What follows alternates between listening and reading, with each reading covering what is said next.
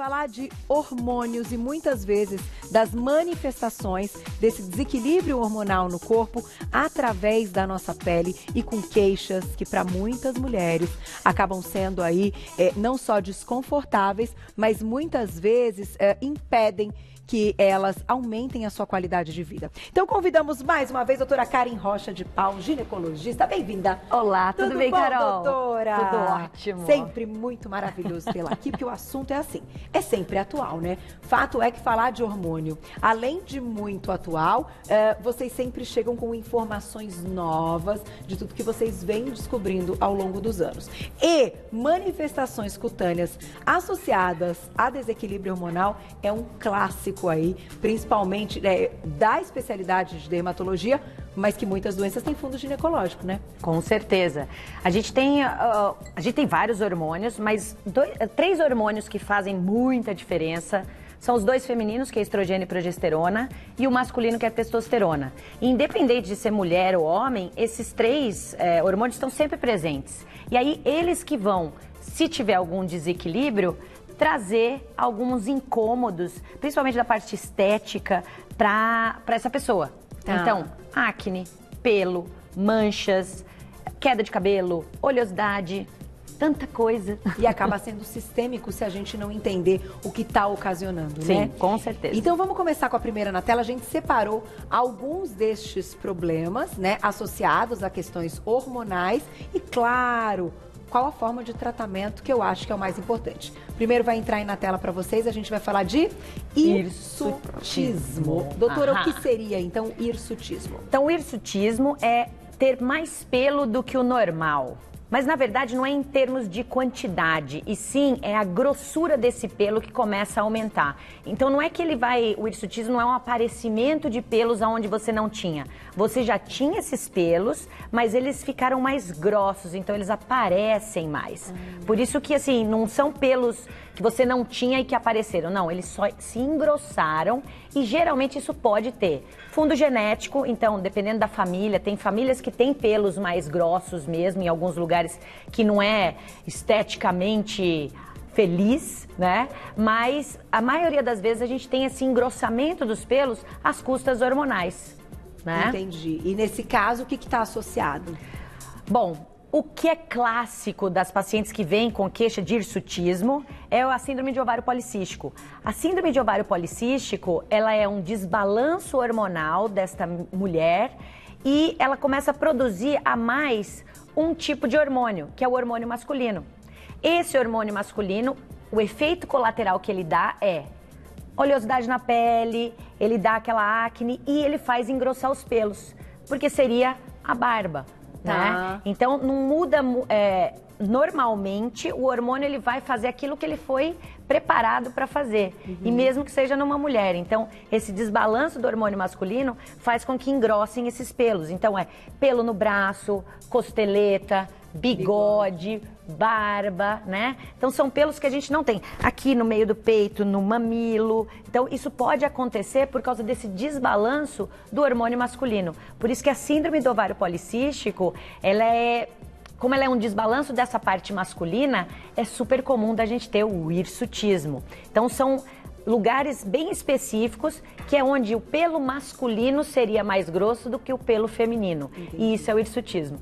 E o hirsutismo não vem sozinho associado a essa parte metabólica que a síndrome dos ovários policísticos oferece, né? A síndrome do ovário policístico é um desbalanço. Então, o ovário, ele deveria ovular, menstruar, ovular, menstruar.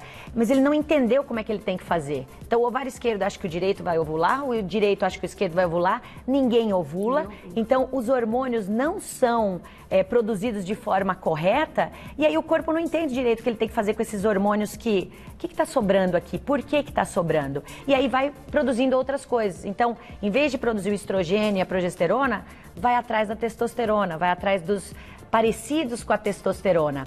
E aí a gente tem, inclusive, algumas síndromes metabólicas, doenças que depois podem vir por causa desse desbalanço de muito tempo. Por isso que é importante tratar. Não é só uma coisa hormonal ou de pele. Isso pode te trazer reverberação depois para o resto da sua vida. Então, o diabetes, a hipertensão, a síndrome metabólica, todas essas coisas que podem vir para o futuro, esse desbalanço hormonal pode propiciar ou aumentar as chances deles aparecerem. Por isso que é importante a gente sempre estar de olho. E doutora, aproveitando que a gente está falando nisso, e eu dou uma atenção especial, porque eu sei que o número é muito grande, algo recorrente entre as mulheres aqui no Brasil, né? Não sei se você teria até em porcentagem, a cada 10 mulheres, quantas vão apresentar a síndrome, mas é alto. É alta. A síndrome do ovário policístico, ela também tem suas nuances, né? Então, de cada 10 meninas dos 20 anos, a gente vai ter 2 que vão ter a síndrome do ovário policístico. Mas outras 2 podem ter desbalanços hormonais que lembram a síndrome do ovário policístico e que aí você vai ter que tratar pontualmente. Que não tem todas as queixas. Isso. Entendi. E principalmente, a gente fala de síndrome de ovário policístico, as pessoas acham que tem que ter o ovário policístico. E muitas vezes não precisa ter o ovário policístico. Você vai ter as alterações do ovário, do hormônio, sem ter esse ovário policístico. E você pode sim ter a síndrome do ovário. Por isso que é muito importante a gente ver por sinais. Então, de 5 sinais, se você tem 3, já é síndrome de ovário policístico, mesmo que não tenha o ovário policístico. Olha, isso que é bom de olhar. E aí, quais seriam elas? Hirsutismo, acne, oleosidade da pele, obesidade e manchas escuras pelo corpo, principalmente nessa área da nuca, né? E nas axilas e virilha. Até que ponto hoje a alimentação também pode ajudar nessas questões que a gente está comentando? Em tudo. É sempre assim, o corpo ele é equilíbrio, ele é puro equilíbrio, então tudo tem que estar equilibrado. Então se a sua alimentação estiver boa, se você estiver fazendo, não é ficar comendo só coisa orgânica, nada disso, mas é ter um equilíbrio das coisas, é comer legumes, verduras, frutas, evitar o industrializado demais, né? Por quê? Porque a síndrome de ovário policístico ou todas essas alterações hormonais vêm de uma coisa inflamatória do seu corpo. E a inflamação, hoje a gente, e vocês falam isso bastante no programa, a inflamação que a gente cria no nosso corpo é que vai trazer todos esses desequilíbrios. E a alimentação é uma delas. Manter a flora intestinal ou os probióticos que a gente precisa ter aqui dentro, tudo isso vem da alimentação, né? Então, o equilíbrio do seu corpo tá com relação à alimentação, ao que você se hidrata, aos exercícios que você faz, ao quanto tempo você dorme, tá? Então, tudo isso tá interligado. Saúde é equilíbrio. E o corpo, ele sempre vai avisando. Por isso, quando você tem alguma queixa, tá em alguma coisa que tá desequilibrada, tá errada, o que eu tô fazendo com o meu corpo? O que eu posso fazer para isso melhorar, né? E a alimentação é 50% disso. Tem que estar presente, né? Tem que estar presente. Agora, tem um outro problema que é esse aí, que também tem muita queixa. Melasma. As manchas. Após a gravidez, então, o trem grita. Isso. Oi, tudo bem? Eu tô aqui. E aí você vê aquela mancha aqui, né? Aqui. Faz aquela borboleta na cara, né? Vem aqui na testa, na bochecha e desce até aqui pro canto da boca. Também é hormonal? É. O melasma é um desequilíbrio que é causado muitas vezes pelo hormônio feminino e na gravidez a gente tem um desbalanço disso. Então, a gravidez, você tem que ter essa alteração hormonal, tá? Só que às vezes para sua pele ela é demais. Aí a sua pele fala assim, putz, mas da onde que tá vindo esse hormônio? É pra eu queimar aqui? E começa. Entendi. Por isso que a gente só trata melasma depois da gravidez. Porque aí voltam os seus hormônios e aí a gente tenta melhorar. Alguns anticoncepcionais podem dar melasma também. Por quê? Por causa desse nível de hormônio. Tá? Então, é sempre isso, é em busca do equilíbrio. E isso é muito subjetivo, é muito individual de cada um. Então, às vezes, uma coisa que você não teve nenhum tipo de problema com a gravidez, mas sua irmã teve um montão. E é praticamente a mesma genética. Por que ela teve, você não? Porque é muito individual das pessoas. É o quanto que precisa aumentar para desbalançar. E o sol na história? Né? O sol é sempre um vilão. O sol é sempre um vilão, principalmente para essas áreas de rosto que elas mudam muito e a gente tem essa nossa mudança hormonal mensal, a pele também muda. E aí na hora que a gente tem esse aumento do hormônio feminino, do estrogênio, do estradiol, a pele fica mais susceptível a essas manchas. Entendi. A melanina que está dentro da pele quer aparecer mais. E é nesses locais, nessa área. Puxa Né? vida. Então, protetor solar sempre. Sempre, até quando você está dentro de casa. Porque essa luz queima, hein? Queima, né? O LED queima. E a né? tela. A né? tela de celular. Então, é importante a gente estar sempre em cima disso, porque a pele é super sensível. E quanto ao melasma, não tem como prevenir, né, doutora? É difícil. Não, prevenção é muito difícil. Prevenção é protetor solar. É você não deixar com que a mancha venha. Porque a gente não sabe nem quem vai estar susceptível ao melasma. E tem épocas também. Tem épocas que a sua pele está mais sensível. Então, quando você tira férias, tomei sol um montão e nada aconteceu. E 2 dias que eu fui pra praia, manchei inteira. Por quê? Você está num outro processo, você está de outro jeito que você não estava antes. Entendi. Então, é muito dinâmico isso. Tá aí. Olha esse outro problema. Tá aí, queda de cabelo. Mas se for pós-Covid, então... Nossa, tem muita queda de cabelo, né? O que é a queda de cabelo? Então, você tem 2 razões dela cair. Ou pela falta do hormônio feminino, que faz um pouco dessa proteção, ou às vezes pelo excesso do hormônio masculino. Então, a gente tem 2 coisas que podem desbalançar. Por isso que queda de cabelo em quem tem muita oleosidade na pele, o couro cabeludo fica oleoso, fica machucado, o cabelo cai bastante. E você tem também na menopausa, quando você tem a queda de todos os hormônios, que aí também vai fazer cair um pouco do seu cabelo, né? Então, é outra coisa, desbalanço de couro cabeludo. Tem alguma coisa que não tá legal, que mantinha seu cabelo e agora sumiu ou alterou. E pode estar com esse fundo hormonal. Hormonal. Que a maioria das vezes na mulher tem um fundo hormonal, né? Que também pode ter a ver com a síndrome dos ovários policísticos. Com a síndrome dos ovários policísticos, com TPM, com menopausa. E outra coisa, por exemplo, você falou do Covid, né? Você tem a questão do estresse também, né?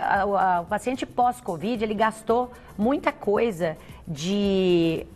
coisas oxidativas, ele criou uma inflamação no corpo, então desequilibrou esse corpo. Vitamina D cai, um monte de coisa acontece e o cabelo é o que sofre. Por quê? Cabelo e pele são 2 coisas que se renovam muito rápido, né? Então, elas sofrem, a gente vê isso mais fácil.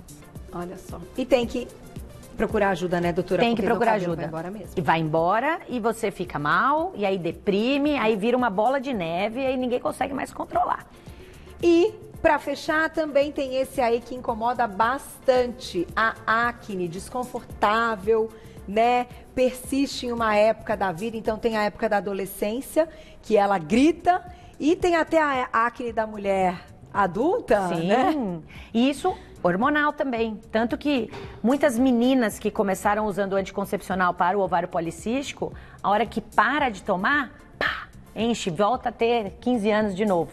Então, é normal da adolescência você já ter esse desequilíbrio hormonal porque você está entrando nela. Por isso que aumenta a oleosidade da pele, entope os ductos da pele, inflama e entra uma bactériazinha ali e aí viram aquelas bolotas horrorosas que a gente pode dar até a cicatriz. Depois, na vida adulta, dependendo do jeito que estão os seus hormônios também, você vai ter essas diferenças. E aí vai aparecer uma espinha aqui, uma espinha ali, e às vezes aquelas espinhas, aquela acne interna mesmo, bem profunda e doída. Então, não tem muita idade, é tudo hormonal, gente. E aí, buscar ajuda, e existem hoje medicamentos também bem eficientes? Sim. O que é mais importante da gente falar, a gente tem coisa tópica, coisa para tomar, tem muitas medicações, tem muita coisa.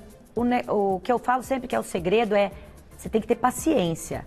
Por quê? A sua pele não ficou oleosa de um dia para o outro. Então, quando você vai usar as medicações, você tem que dar o tempo de fazer a sua pele ficar nova de novo. Cabelo que está caindo, só depois de 3 meses que você vai ver ele crescendo de novo. Então, é importante a gente ter essa paciência.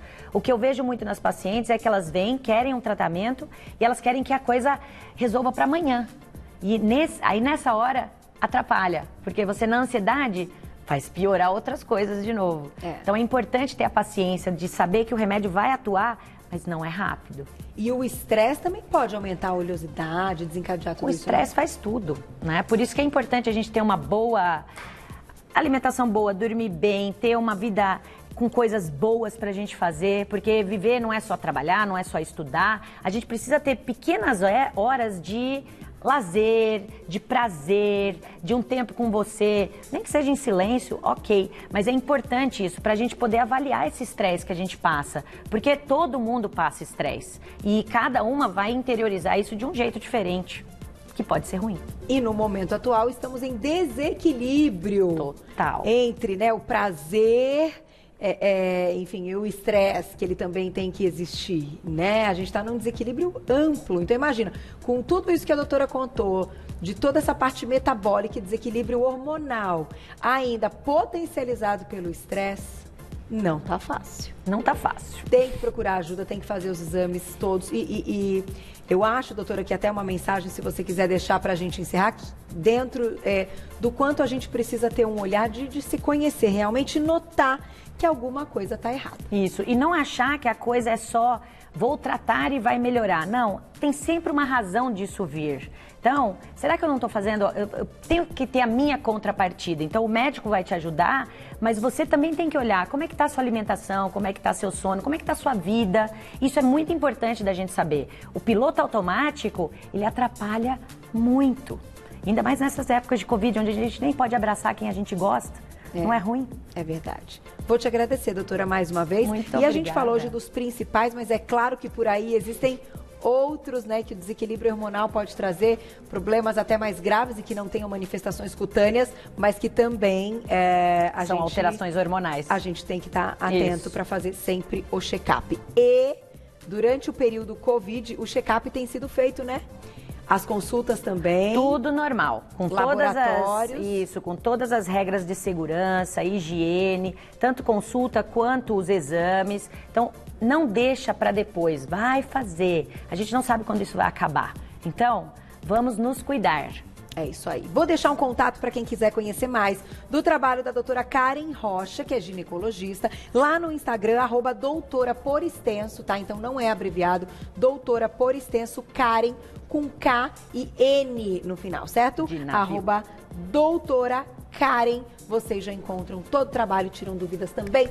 Muito obrigada, doutora. Obrigada, Ótimo digo eu, Carol. feriado aí pra você. Até a próxima. Até.